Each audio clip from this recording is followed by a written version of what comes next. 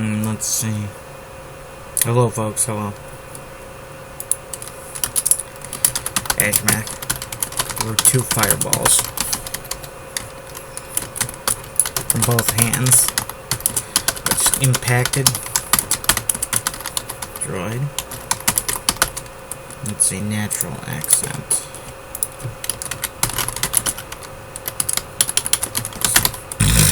Which impacted and destroyed 2 bits of sandbags. 3 of the enemy. And then at position ahead. The cover. 2 were vaporized, and the 3rd was mostly consumed. Left blackened and ablaze. He died almost. He went very quick. Another 2 were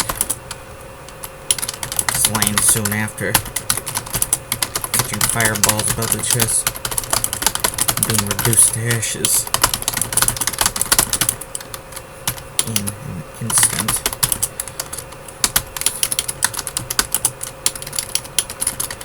Edgemaker took out his... got down on his belly. His rounds came his way. He took his M47 off his back, laid it ahead of him. He flung more fireballs, aiming low, and accidentally hitting the sandbags instead of anything alive. Troops still fell back in fright. Troops still fell back in fright. And ending up in the open, they caught rifle fire from Ashmaker's comrades and went down. More of the enemy pitched dead. They struck. Nice. Rifle fire and went down and slumped over their cover. Sandbag cover. Small squad of reinforcements. Reinforcements got intercepted on the way to the sandbags. Picked off by small arms fire. Anyone see any tanks out there? Ashmaker asked comrades. I haven't destroyed a tank. Tank since the war.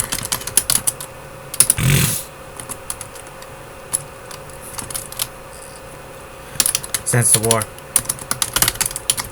As the war, Eggmaster found himself involved in a lot of small fry merc stuff. Taking on people who couldn't afford a tank on their side. If they couldn't afford a tank on their side, if they labored for 100 years at their various brackets, extortion, kidnapping, and so on. Some small fry drug trade stuff, and so on.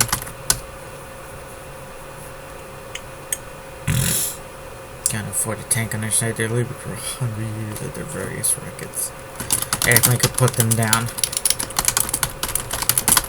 Feeling quite dissatisfied towards this base, this operation he was in. Felt like a real war again. He was using his powers.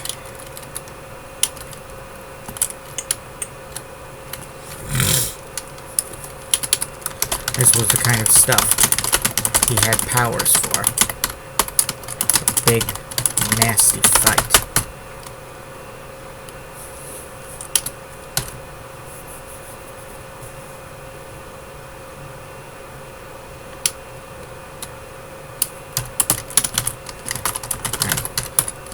Some Jade wasn't prone next. Ashmaker firing off his AK. Short burst. He popped two guys. Distant cover. Did I say where the sandbags?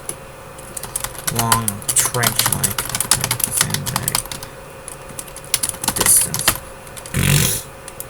Distant cover. Then while he was reloading, some Zedin with an M14 nailed him twice. Both in the head area. One shot ripped off his jaw, knocked his jaw off, like it was held on by children's glue. The other gun got him about the face, bounced around in there, caught the brain at some point. Or the guy died pretty quick. He had a chance to scream about his lost jaw. Or come as close to screaming as somebody without a jaw could.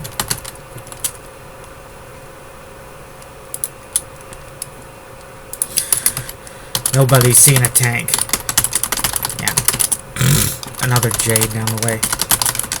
Old Ashmaker. But, it's likely they're on their way from the nearest military base, I guess. Ash nodded to himself. If the rogue guys did their jobs, those tanks would never get into the base. Get blocked. Stuck trying to ram through great mounds of rubble. Mountain rubble.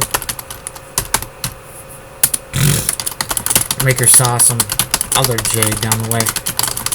A wild man looking. Wild man type. With a beard and a nasty deep claw-like scratch right through his nose. It had healed over years ago. No.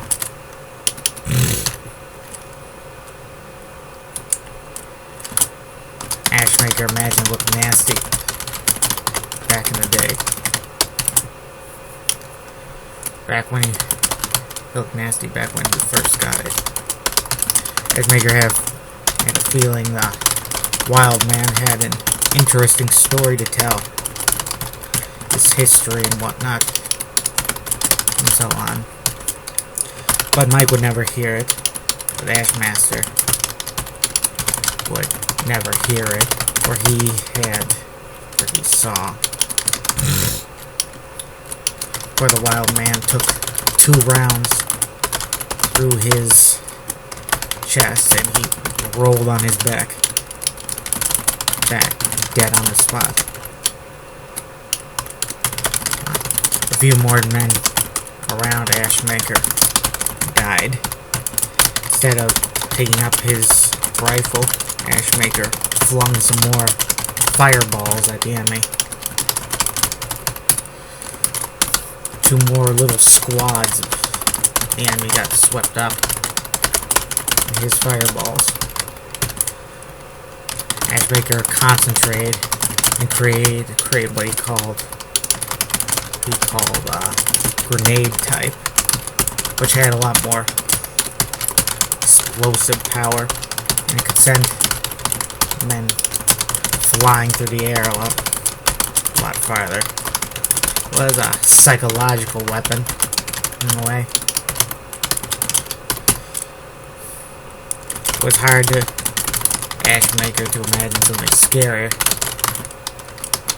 than seeing a bunch of your men, comrades, sent flying through the air by a big fireball. 2 grenade fireballs landed among a dozen enemy and sent them all flying some distance. Only a few were killed. killed outright, but the others wounded, left lying in the open, and dazed, and if they were lucky, or screaming and writhing from the burns, most of which were pretty serious. Ashmaker was never sure, no expert on burns, what was lethal, and what was just really, really painful. Their burns were black, like the skin on something barbecued. Maybe it only went skin deep, and those guys could get a nice, get a skin graft and be fine.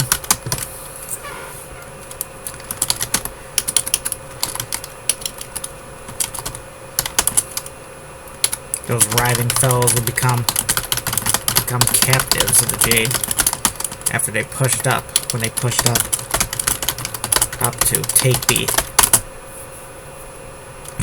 sandbag position. They were still shooting back and forth about a minute more. The last few Zedin defenders were caught by fire, and fire and struck down. Ashmaker had felt a little physical weakness, a sign they might have overdone it. His powers. It seemed he was the weakest, that he was the weaker superhuman. The two fighting at the moment. Houndmaster could summon endless waves of hounds. But Ashmaker is limited to a few fireballs per minute. Hot white fireballs, yeah.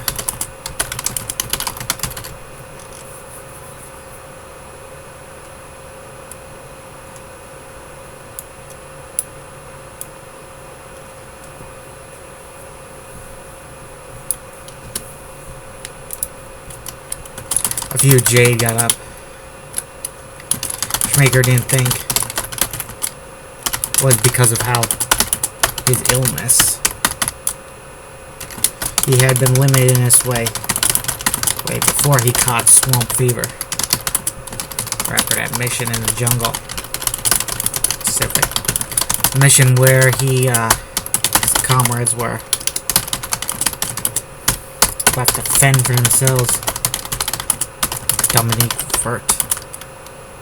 Virchington. Actually, Vert at the time.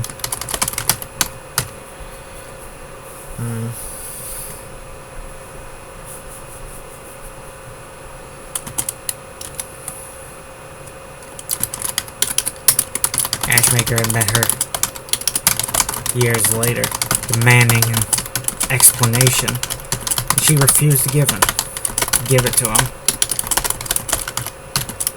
He just said it was an incident beyond his understanding, and walked off. No guilt over what happened to him, or what happened.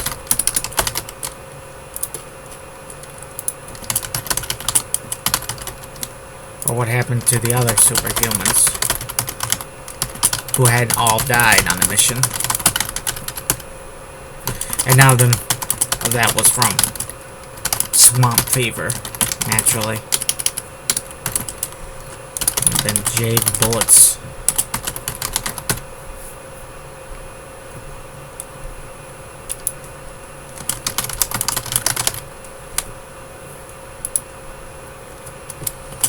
Ashmaker had many dreams that he blasted Dominique into submission and forced her to tell him why she abandoned them like that. Ashmaker died. The answer would have been satisfactory. But not knowing, that drove him, that had driven him a little wild. But not knowing, that had driven him wild.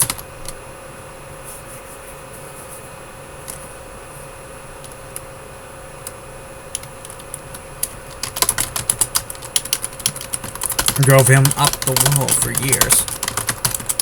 In the present, he barely cared, but still wanted to know.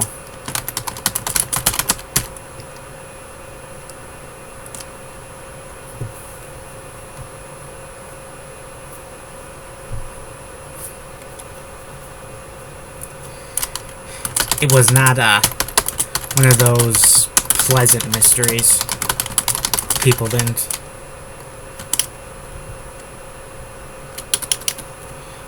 You know, like, maybe man was not meant to know.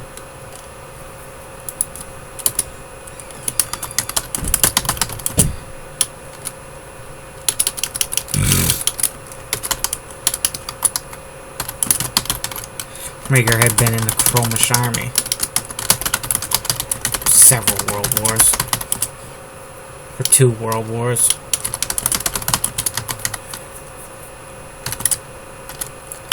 Pyrokinetic ability. He was a bit lax. He was pretty weak at the start. World War III. When he fought in Selgoria, he was mostly just an infantryman. He could start fires. He could start fires for his squad, for his team, saving them cost some matches. Then one night, after a feverish dream, he found he could generate fireballs. Only like 1 a day. At first, but gradually more and more. Now he could create like 50 in an hour without draining himself.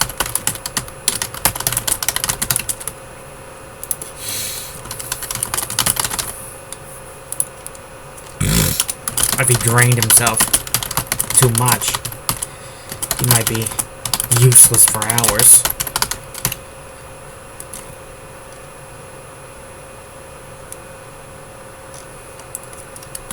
Ashmaker never worked Houndmaster before. All the superhumans he worked with, or is superhumans copyright word? I don't know. Chromish and Celian. Most of them were dead, including 6 of them. To that Pacifica.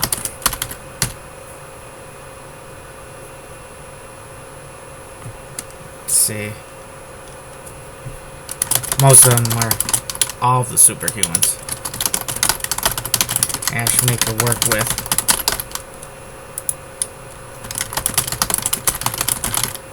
All the superhumans Ashmaker worked with were stronger than him.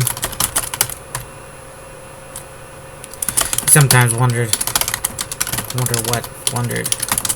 it was like to be with Dominique and just what it was like to be Dominique, to be some superhuman who was born with those powers,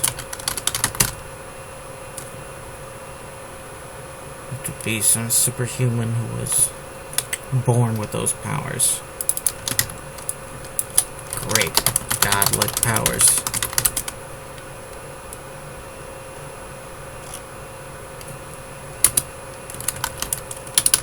Ashmaker thought, if Dominique shows up,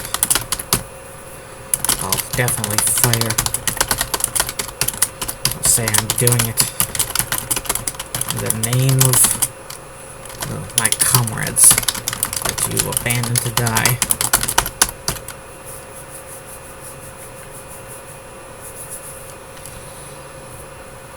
Then it came my comrade, so you abandoned to die.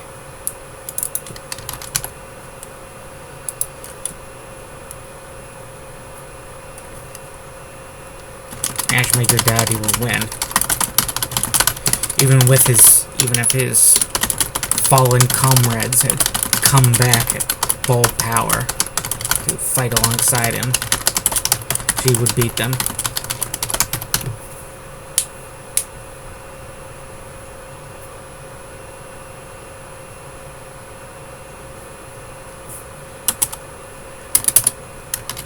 Move up. Let's see. Move up. Jade's squad leader yelled, and he and his comrades pushed up. 3 comrades pushed up. Pushed up for the sandbags. Prematurely, as it turned out, for some Zetan, or some big Zetan popped up. Do I have a water in here? No, don't got water. Yeah. Why am I so thirsty? I don't get it. I stay so hydrated, you know? Hydration is one thing I don't deprive myself of. I always have some kind of drink usually, but you know, I taste in my mouth right now. Tastes like I haven't had a drink in days. Prematurely, the Big Zen popped up with an M60 in his bloodied arms.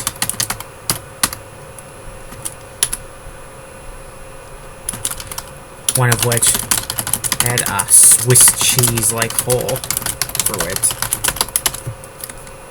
Should be Dimish cheese. Swiss cheese doesn't exist in this. The Swiss don't exist in this universe, though a country strikingly similar to theirs does. There's another thing I should have not done with my World War II. I should have made it simpler than the actual World War II. I think that's almost a rule in fiction that I didn't follow. That you have to have if you have a major war, it should be simpler than World War II. Or, you know, World War II wasn't simple. It had about a bajillion fronts, but you know what I mean. World War II was pretty simple. People understand it, you know. There's 2 factions, the Allies versus the Axis, and there's the Soviets.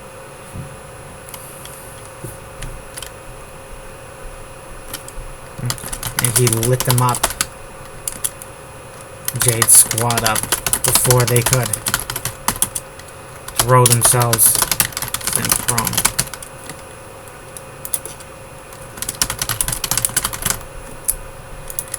The Big Zetan was taken down shortly after, getting hit by about 30 rounds from various riflemen. Another few of the enemy went down, and that was the problem with the Jade in the last war. Ashmaker thought he had. Seemed like the Jade were often off with their timing. They attacked something too early or too late. Sometimes barely too early. Like the case with that squad. A little more caution, and that big guy wouldn't have taken anybody with him. Several more Jade down the line were killed, and the last of the Zetans standing at the sandbags went down. Move up. Someone yelled. A loot yelled.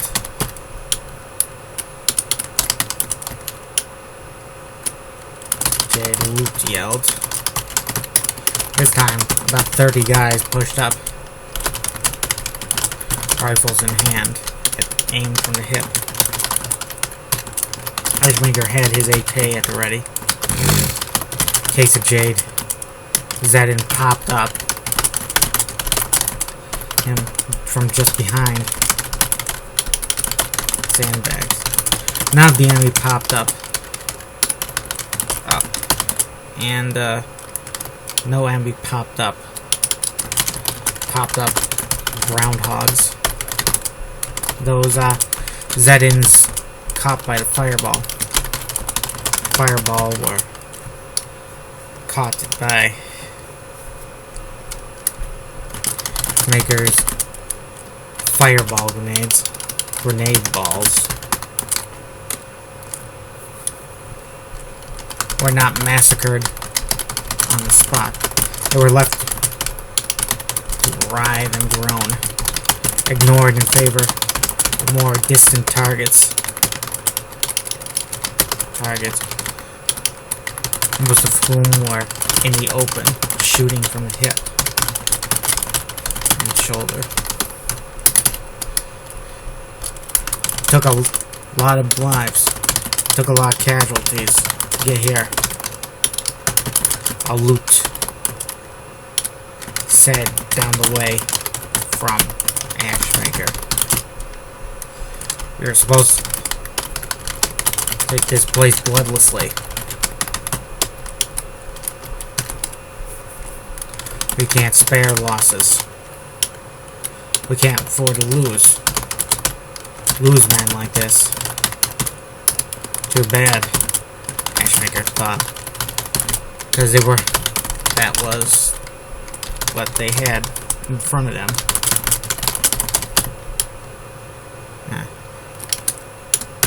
Nobody could revive those dead men. Don't want to revive the people. There's no way undo the dead, the losses, unless they had some. There's no way to undo the losses. And if they lost 50 or 100 men before, then they left 100 men. 100 men still able to fight, able to defend this base.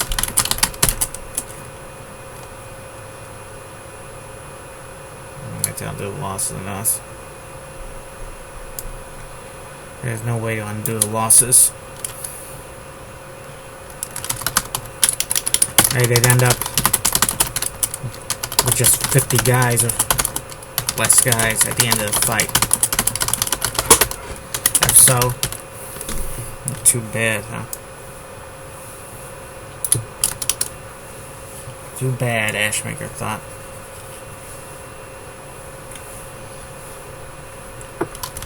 There was no way to undo.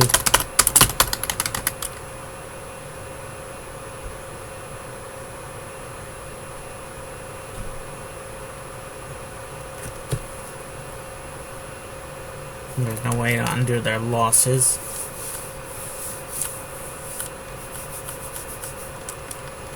And they lost 50% or worse, and then they'd have to hold the place with 50 guys. Ashmaker imagined he, Houndmaster, and the Mummy would have to pull their weight, do a lot of heavy lifting. That scenario.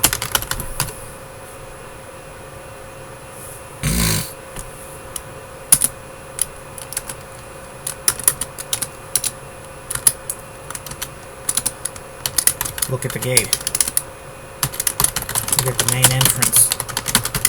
Someone said down the way from Ashmaker. Okay, folks, I'm going to end here, and I'm going to go get myself a drink. Have a nice day.